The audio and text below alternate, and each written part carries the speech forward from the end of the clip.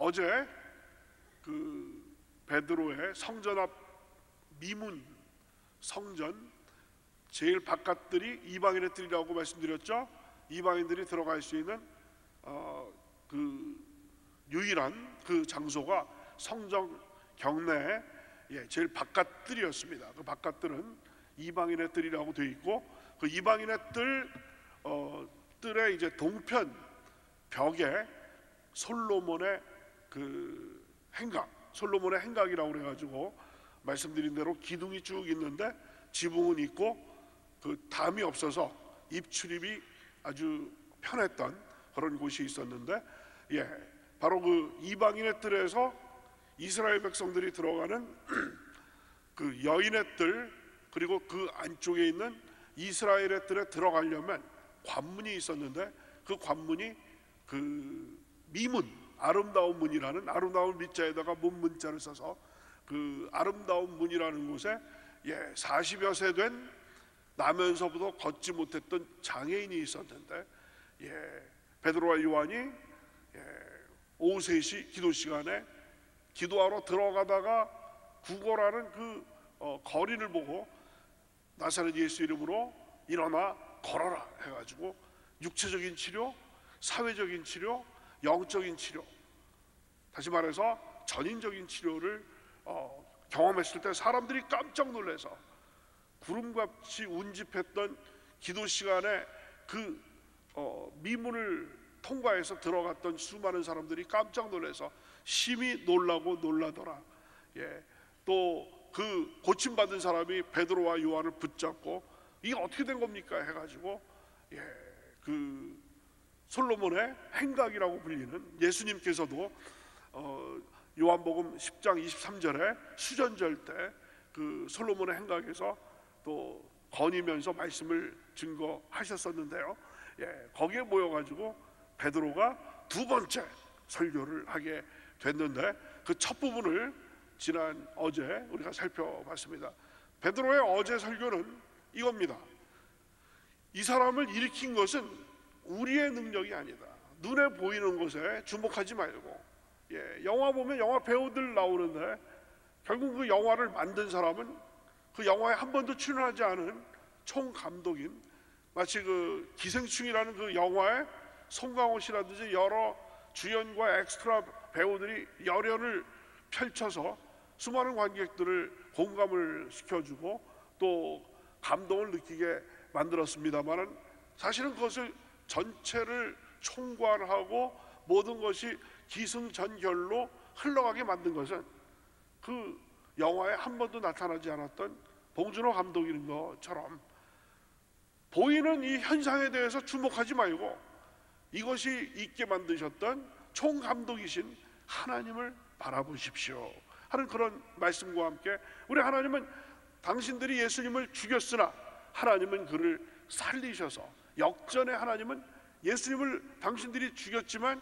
살리셔서 우리의 주가 되시고 이에 대한 우리는 증인이기 때문에, 우리 하나님의 이 놀라우신 대역전 드라마에 의해서 예수께서 다시 살아나셨다는 것이 두 번째 포인트가 되겠고, 바로 이 사람을 고친 것은 예수 이름의 능력이고 예수님으로부터 난 믿음이 이 사람을 고쳤다. 한번 따라 하실까요? 예수 이름의 능력, 예수님으로부터 나타난 믿음. 그러니까 두 가지예요. 예수 이름, 믿음. 이 40여 년 동안 한 번도 걷지 못했던 이 사람을 일으켜 세운 것은 베드로와 요한의 능력도 아니고, 베드로와 요한의 인간의 무슨 영역도 아니고, 그것은 예수 이름의 능력, 또 예수님으로부터 나타난 믿음의 능력이 그를 세워놨다. 이것이 이제 어제 내용인데, 오늘은 구원 메시지입니다. 그러니까 어제는 어떻게 해서 이 기적이 일어났는지 그 사람들의 그 궁금증을 해소하면서 이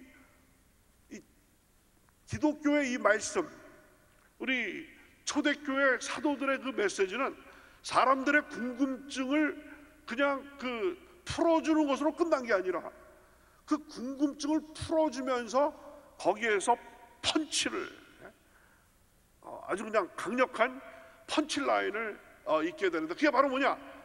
회개하고 믿어라 이겁니다. 오늘의 메시지는 바로 어제는 그 기적이 어떻게 해서 일어났다라는 그 상황 설명, 오늘은 그러므로 하나님은 살아계시고 성령님은 살아계시고 예수님은 살아계시니까 당신들 지금식으로 살면 멸망할 수밖에 없으니까 당신들 사는 비결을 말해 주겠는데, 회개하고 예수 그리스도를 믿어라 라는 그 펀치를 장렬시키는 것이 오늘 내용이 되겠습니다. 그래서 오늘 두 가지로 나눠서 우리가 살펴볼 텐데, 첫째는 죄사함의 비결에 대해서 우리가 살펴보도록 하겠습니다. 먼저 17절, 18절, 19절, 3절에서 베드로는 죄사함을 받는 비결에 대해서 이야기를 하고 있습니다. 먼저 3장 17절 다 같이 읽겠습니다. 시작. 형제들아, 너희가 알지 못하여서 그리하였으며 너희 관리들도 그리한 줄 아노라. 여러분, 어제 설교 때 사도 바울이 베드로가 생명의 주를 너희가 죽였노라. 3장 15절 상반절에 보면 너희가 생명의 주를 죽였도다, 이런 선언을 하게 되는 거죠. 그런데 너희가, 유대인들이 생명의 주를 죽였지만 너희들이 예수님을 제대로 알았더라면 죽였을 리가 있겠느냐? 당신들이 예수님을 죽인 것, 그건 팩트지만 그 죽인 것을 잘 보면 알고 죽인 것이 아니라 몰랐기 때문에 죽었다, 고의로 살인한 것이 아니라 소위 그 과실치사다. 그렇기 때문에 여러분이 개전의 정 뉘우치고 반성하는 것이 보이면 하나님께서 용서의 길을 열어줄 것이다라고 말씀을 해 주시는 것이 되겠습니다. 그래서 여러분, 그 이스라엘 백성들이 예수님을 모르고 죽였다라는 거, 우리 찬송가에도 있죠.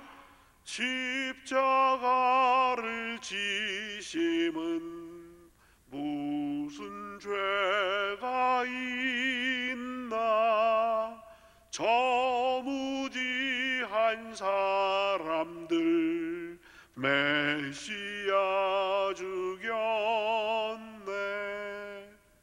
저 무지한 사람들, 아무것도 모르는 사람들 메시아를 신나게 막 그냥 역적모의를 해가지고 사람을 죽였는데 알고 봤더니 메시아예요. 그렇기 때문에 베드로가 여기에서 형제들아, 너희가 알지 못하여서 그리하였으며 너희 관리들도 그리한 줄 아노라. 그래서 예수님께서도 그 십자가에 못 박히셨을 때 그 십자가의 그 현장에서도 누가복음 23장에 보시면 예수님의 양팔과 양발을 대못을 받고 또 옆구리에 창을 찌르는 그 사람들이 몰라서 저러는 거기 때문에 아버지여 용서하여 주시옵소서. 기도의 말씀을 누가복음 23장 34절에서 하십니다. 다 같이 한번 읽으실까요? 시작. 아버지, 저들을 사하여 주옵소서. 자기들이 하는 것을 알지 못함이니이다. 모르고 하고 있습니다. 예수님의 그 중보기도가 나오게 됩니다. 사도 바울도 자기가 교회를 핍박했던 것이 알지 못하고, 하나님의 그 은혜를 알지 못하고 교회를 핍박했습니다라고 디모데전서 1장 13절 14절에서 이렇게 얘기하고 있습니다. 내가 전에는 비방자요 박해자요 폭행자였으나 도리어 긍휼을 입은 것은 내가 믿지 아니할 때 알지 못하고 행하였음이라. 우리 주의 은혜가 그리스도 예수 안에 있는 믿음과 사랑과 함께 넘치도록 풍성하였도다. 아멘. 그래서 사도행전에 나와 있는 초대교회 사도들의 설교를 보면, 설교를 통해서 죄를 지적하고 죄인들의 그 마음을 흔들면서 형제들아 우리가 어찌할꼬 할 정도의 가슴이 서늘할 정도로 죄를 지적하지만 그것은 비난하고 비판하고 완전히 사람들 앞에서 완전히 그들의 그 더러운 속마음을 갈기갈기 모든 것을 노출시키는 것이 목적이 아니라 그들로 하여금 뉘우치게 하고, 내가 잘못 살았구나, 이 하나님의 귀한 은혜와 그 계획을 알지 못하고 내가 흑암의 세력에 그 유혹에 내가 이끌려가지고 내가 마귀의 그릇이 되고 말았구나. 나는 하나님을 열심히 믿는다라고 그래가지고 예수를 죽였고 교회를 핍박했는데 알고 봤더니 그것이 하나님의 그릇이 아니라 마귀의 도구였다는 것을 깨우치도록 함으로 돌이키도록 하는 것이 초대교회에 나와 있는 설교의 목적이라는 그런 것이 되겠습니다. 그래서 중요한 것은 우리가 죄를 안 짓는 것이 중요해요. 넘어지지 않는 게 중요하지만 넘어지지 않는 것이 중요한 것보다 더 중요한 것이 넘어졌을 때 일어나는 게 더 중요한 줄로 믿습니다. 물론 넘어지지 않으면 좋죠. 일평생 살면서 죄를 짓지 않으면 좋죠. 그렇지만 내 마음이 약하여 늘 넘어지오니, 넘어지는 것이 하루에도 10번씩 넘어지는 것이 우리 인간입니다. 중요한 것은 마귀는 우리에게 참소를 합니다. 그것 봐라, 네가 모태신앙이라고 하는데 집사라고 하고 권사라고 하고 안수집사, 장로, 심지어는 목사라고 하는데 매일 사람들 앞에서는 거룩한 그리스도인 같지만 매일 넘어지는 그런 모습, 네 주제에 무슨 그리스도인이냐, 자꾸 참소하는 거예요. 나 자신을 미워하게 하고 일어나지 못하게 거기에 주저앉아서 마귀의 종이 되도록 만드는 것이 마귀의 전법인 줄로 믿습니다. 일어나는 것, 돌이키는 것, 죄의 길에서 돌이키는 것, 이것이야말로 예수님께서도 이 땅에 오시면서 회개하라, 천국이 가까웠느니라. 바로 여러분께서 말씀 증거하실 때, 우리 강단에서 말씀이 증거할 때 마음이 흔들리지 않으면 그 말씀에는 초대교회의 사도들의 영성이 나타나 있지 않는다라고 말할 수 있습니다. 말씀이 증거될 때마다 마음속에 흔들림이 있어야 되는 거예요. 내가 이런 식으로 살아서는 이거는 하나님을 기쁘시게 할 수 없구나. 내가 교회를 이렇게 주일날에도 나오고 수요일에도 나오고 새벽에도 나오는데 진정 내가 하나님 앞에 하나님의 자녀라고 하고 있지만 진정으로 하나님을 기쁘시게 하는 그런 삶을 살지 못한다라고 한다면 이건 너무나 억울하고 이거는 정말 너무나 잘못된 것 아니겠습니까? 거기에서 우리 자신을 되돌아보면서 좋은 거울을 보면은 특별히 우리 자매님들 화장하셨을 때 이쪽 화장이 지워지고 어느 쪽에 뭐가 묻고 번지고 이런 것이 보이면 빨리 그것을 고치게 되는 것처럼 말씀의 거울을 통해서 또 주의 종의 말씀을 통하여서 또 여러분 1:2 성경 공부 말씀을 통해서 우리 자신을 되돌아보면서 잘못된 길에서 돌이키는 것, 그것이야말로 우리 그리스도인이 해야 할 가장 중요한 일인 줄로 믿습니다. 그래서 지금 베드로는 형제들아 너희가 알지 못하여서 그리하였으며 너희 관리들도 그리한 줄 아노라. 주여, 제가 혹시 알지 못해서 주님의 마음을 아프게 하고 주님의 영광을 가린 적이 있지 않았습니까? 주여, 깨닫게 하여 주시고 다시는 그와 알지 못해서 과실치사 같은 그런 죄를 범하지 않도록 도와주시옵소서. 관리들조차, 여러분 지금 베드로는 너희 관리들도 그리한 줄 아노라 하면서 그렇게 얘기를 했는데, 여러분 고린도전서 2장 8절을 보면 이런 말씀이 있습니다. 이 지혜, 하나님의 지혜는 이 세대의 통치자들이 한 사람도 알지 못하였나니 만일 알았더라면 영광의 주를 십자가에 못 박지 아니하였으리라 라는 아주 귀한 말씀을 사도 바울이 전하고 있습니다. 그런데 18절, 3장 18절은 또 다른 것을 보여주고 있습니다. 우리 한번 다 같이 사도행전 3장 18절 다 같이 읽으십니다. 시작. 그러나 하나님이 모든 선지자의 입을 통하여 자기의 그리스도께서 고난 받으실 일을 미리 알게 하신 것을 이와 같이 이루셨느니라. 이거는 완전히 17절하고 전혀 다른 이야기예요. 바로 앞에 17절에서는 너희들이 알지 못해서 예수 그리스도를 십자가에 못 박여서 죽였다, 너희들은 살인자다, 하지만 과실치사다, 이런 얘기를 하셨잖아요. 그런데 알고 보면 그것은 하나님이 만드신 빅픽처, 큰 그림 중에 일부에 해당되는 것이다. 우리 하나님은 더블 드라마, 이중 드라마를 지금 쓰시고 계시는데, 인간 쪽의 드라마, 하나님 쪽의 드라마가 있는 거예요. 인간 쪽의 드라마는 헤롯과 빌라도와 유대의 대제사장, 서기관, 장로들이 모여가지고 쑥덕쑥덕하고 가룟 유다와 결탁을 해가지고 은 30에 예수님 팔고, 또 그 헤롯의 재판, 또 빌라도의 재판, 사내들인의 재판 다 해가지고 예수님을 십자가에다가 못 박아서 죽였다, 박수. 이거는 인간편의 드라마인데, 사실은 이것은 그보다 더 큰 픽처에 있는 하나님께서 만세전에 택하신 이사야라든지 예레미야라든지 미가라든지 수많은 구약의 예언자를 통해서 주님의 그 메시아가 이 땅에 오셔서 고난 당하실 것을 예언한 것이 이루어지도록 하는데, 하나님의 그 빅픽처를 완성시키는데 그 흑암의 세력들이 오히려 도와준 결과를 만들었다는 그런 내용인 것입니다. 여러분 잘 아시는 이사야서 53장 보시면, 그가 상하면 우리의 죄악을 인하며 그가 찔리면 우리의 허물을 인함이라. 그가 징계를 받음으로 우리가 평화를 누리고 그가 채찍에 맞음으로 우리가 나음을 입었도다. 시편 22편 보시면, 나의 하나님 나의 하나님 어찌하여 나를 버리시나이까. 원어로 하면 엘리 엘리 라마 사박단위로 시작되는 시편이 시편 22편인 거거든요. 구약에 그 예수님의 그 고난이 다 예언되어 있는데, 이것을 성취되어가는 과정에서 빌라도가 사용되었고, 거기에 가룟 유다가 사용되었고, 유대 군중들이 사용이 되었다는 것이죠.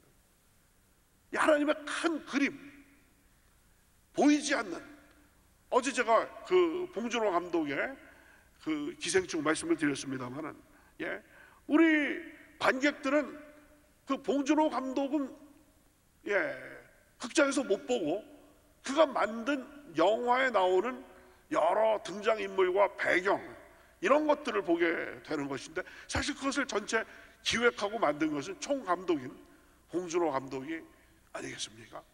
마찬가지라는 것이죠. 사람들이 볼 때는 막 대제사장, 장로, 또 서기관들이 막 그냥 앞장서서 나가고, 또 사내들인 재판에다가 빌라도 재판에다가 골고다에다가 예수님 십자가에다가 강도 2명 사이에다가 그 십자가에다 못 박고 창 찌르고, 그런 것들 통해 가지고 뭔가 그 어떤 그 인간편에서 마치 그 바벨탑을 막 만들어 가지고 하나님의 그 주권에 도전하렸던 그 바벨탑을 만들었던 그 세대처럼, 이스라엘에서 예수님을 십자가에다가 못 박은 그 세대들은 자기들이 뭔가 그 어떤 하나님의 그 절대 권력의 반기를 들고 자기 나름대로의 어떤 주권과 자율권을 행사하는 것처럼 보였을 수도 있어요. 하지만 그게 결국은 그리스도께서 이 땅에 오셔서 수많은 우리 죄인들을 구원하시기 위해서 십자가에서 못 박혀서 돌아가셔야 된다는 그 하나님의 신적인 필연성, 그것을 이루기 위해서 봉사하는 것에 불과했다는 것을 바로 베드로는 날카롭게 여기에서 지적하고 있다는 것입니다. 다시 한번 18절 제가 읽겠습니다. 3장 18절입니다. 그러나 하나님이 모든 선지자의 입을 통하여 자기의 그리스도께서 고난받으실 일을 미리 알게 하신 것을 이와 같이 이루셨느니라. 할렐루야. 그러므로 우리는 무엇을 봐야 되느냐?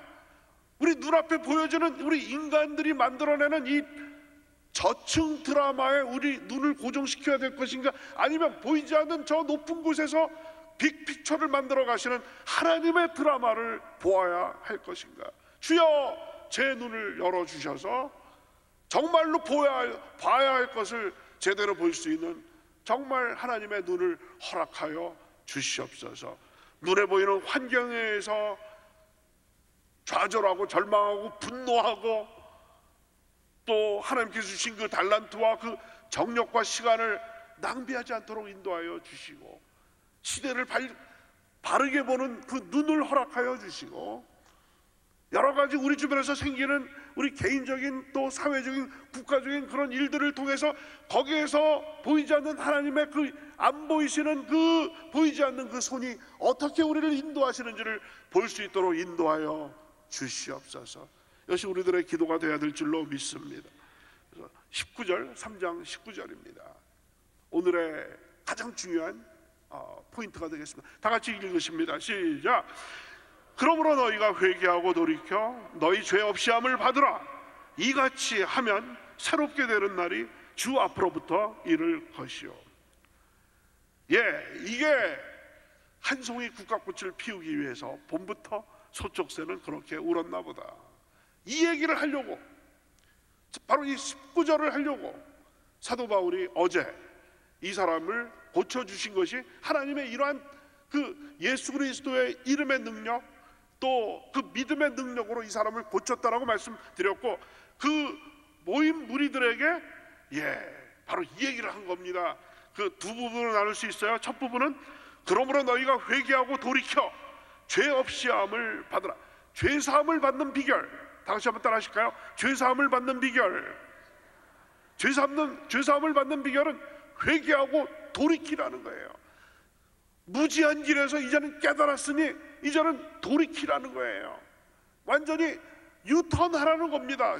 세상 정욕을 향해서 나갔던 길에서 유턴을 해서 우리 하나님의 영광을 위해서 줄다름 치라는 것이 우리 그 일관성 있는 우리 하나님께서, 예수님께서 이 땅에 오셔서 회개하라, 천국이 가까웠느니라, 또 침례 요한이 회개하라, 천국이 가까웠느니라, 지금 베드로가 회개하고 돌이키라, 그리하여 죄사함을 받으라고 이야기하는 일관성 있는, 예수님으로부터 시작해가지고 초대교회로부터 2000년의 교회사를 통해서 지금까지 연결되는 그 공통적인 메시지, 회개하고 돌이키고 방향을 하나님의 영광을 위하여, 우리 창조의 하나님께서 우리를 창조하신 목적이 이사야서 43장 21절, 이 백성은 내가 나를 위하여 지었나니 곧 나의 찬송을 부르게 하려 함이니라. 주님 앞에 찬송 드리는 그런 내용이죠. 여러분, 그 첫 번째 설교에서도, 베드로의 첫 번째 오순절 성령 강림 설교에서도 회개의 메시지가 있었습니다. 여러분 잘 아시는 사도행전 2장 38절, 다 같이 베드로처럼 한번 준엄한 목소리로 우리 한번 읽겠습니다. 시작. 베드로가 이르되 너희가 회개하여 각각 예수 그리스도의 이름으로 침례를 받고 죄사함을 받으라. 그리하면 성령을 선물로 받으리니.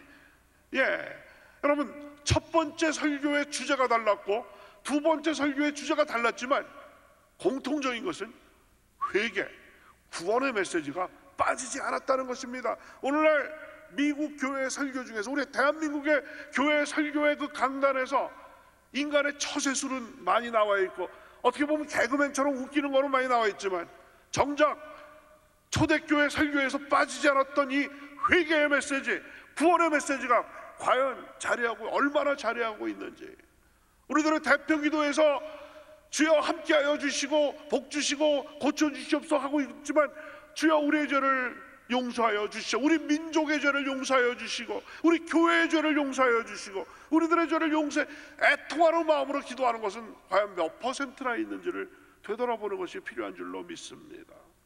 우리가 수없이, 기독교인이 되고 나서 수없이 성경에 나와 있는 이 사도행전의 이야기를 우리가 듣고 또 듣고 읽고 또 읽으면서도 바로 여기서 기본적인 중요한 초대교회의 그 흐름을 우리가 놓치고 있다고 한다면, 과연 몇 번을 더 읽어야지 진정한 이 초대교회의 이 영성, 예수님으로부터 시작되는 이 성령 충만과 이 구원의 메시지, 회개의 메시지, 이것을 우리가 그 전통을 이어받을 것인가.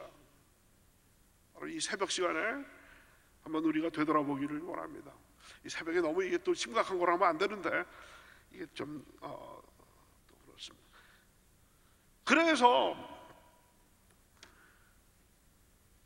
그러니까 무슨 얘기냐면요, 내일 계속돼야 될 것 같은데요, 너희가 몰라서 잘못을 했다고 해서 회개하지 않아도 된다는 건 아니에요. 몰라서 그랬으니까 회개하라라는 겁니다. 몰랐다고 해서, 과실치사라고 해서 그 자동차 사고를 통해 가지고 인명사고를 낸 것이 용서받을 수는 없는 거죠. 그래서 베드로는 이렇게 강력하게 말씀을 하고 있습니다. 보라, 고린도후서 6장 2절, 보라 지금은 은혜 받을 만한 때요, 보라 지금은 구원의 날이로다. 여러분 잘 아시는 요한일서 1장 9절 다 같이 읽습니다. 시작. 만일 우리가 우리 죄를 자백하면 그는 미쁘시고 의로우사 우리 죄를 사하시며 우리를 모든 불의에서 깨끗하게 하실 것이요. 예, 오늘은 여기에서 시간이 다 됐습니다. 그래서 여기서 싹둑 잘라서 내일 계속돼. 이게 확 올랐는데 여기서 계속해야 되는데, 예, 또 그러다간 또 여러분들 또 하실 일도 오늘 많이 지고 그러셔서 내일 베드로의 설교 또 남은 부분이 또 있어요. 그래서 내일이면 베드로의 두 번째 설교가 이제 마무리가 되겠습니다. 잊지 마시고 내일 또 나오시기 바랍니다. 할렐루야. 기도드리겠습니다.